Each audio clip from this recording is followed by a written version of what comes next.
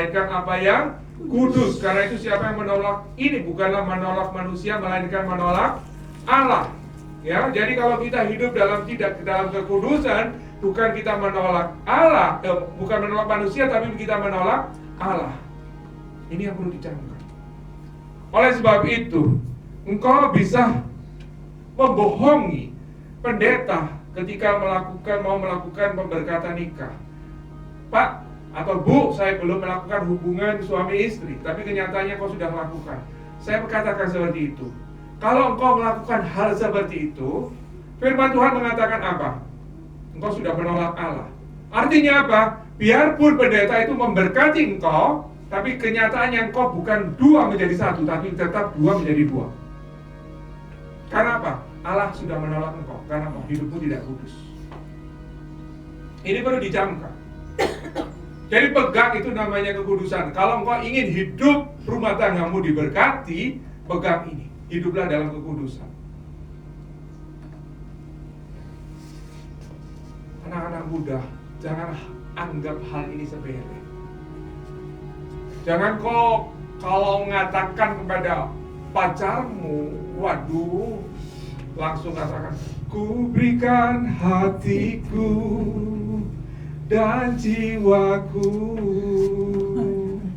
semuanya bagimu. Seperti itu, engkau katakan seperti itu. Laki-laki kalau kau katakan seperti itu, langsung dia katakan apa? Ku jamah segenap tubuhmu. Perempuannya karena saking cintanya katakannya apa? Aku berserah.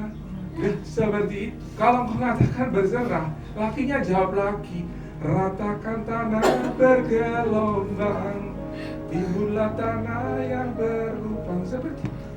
Laki kamu kasih seperti itu. Dia mengatakan apa perempuan? Aku tidak lelah, jangan lelah. Lah, kalau udah seperti itu, udah tidak tahu ya nantinya itu gimana. Tolong jaga kekudusan. Kenapa kita jaga kekudusan? Karena apa? Kalau engkau tidak menjaga kekudusan, berarti pernikahanmu itu ditolak oleh Allah. Yang kedua, kalau engkau tidak menjaga kekudusan, itu dicampakkan, engkau tidak dihargai, khususnya perempuan. Kalau kita baca di dalam 2 Samuel 13 ayat yang ke-15.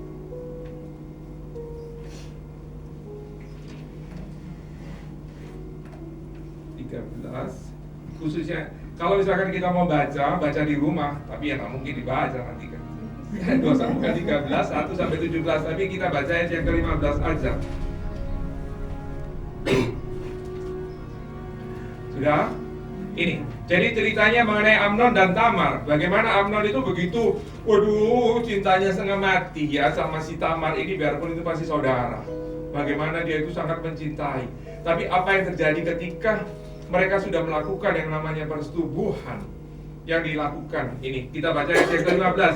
Kemudian Amnon merasa sangat benci kepadanya, bahkan kebenciannya yang dirasakan lebih besar daripada cinta yang dirasakan. Kata Amnon kepadanya, bangunlah dan nyala. Ini dicampakkan. Jadi bapak, ibu, khususnya anak-anak perempuan, kalau engkau hidupmu tidak jaga namanya kekudusan, ya, engkau akan dicampakkan seperti ini. Engkau tidak punya harga diri lagi. Bu, kalau engkau sudah punya anak sekarang ini, sudah punya anak perempuan, pegang firman Tuhan ini, sampaikan kepada anak-anakmu. Jangan kau diam aja. Saya sampai heran kadang-kala ada orang tua yang melihat itu pacar anaknya itu dari keluarga yang berada, mungkin dari wajah mungkin itu yang diharapkan. Izinkan, itu diizinkan masuk ke kamarnya. Bahkan itu istilahnya anaknya itu diberikan supaya apa? Ya mungkin secepatnya hamil dan bisa menikah seperti itu, karena takut kehilangan. Dan itu saya lihat. Saya sampai gini, kok seperti itu ya? Dan ini banyak kali yang terjadi. Ini Bapak Ibu, kalau engkau sudah sampai melepaskan yang namanya kegadisan, khususnya perempuan, anak-anak perempuan, engkau akan dicampakkan, engkau tidak ada harganya di mata laki-laki. camkan ini, pegang yang namanya kekudusan.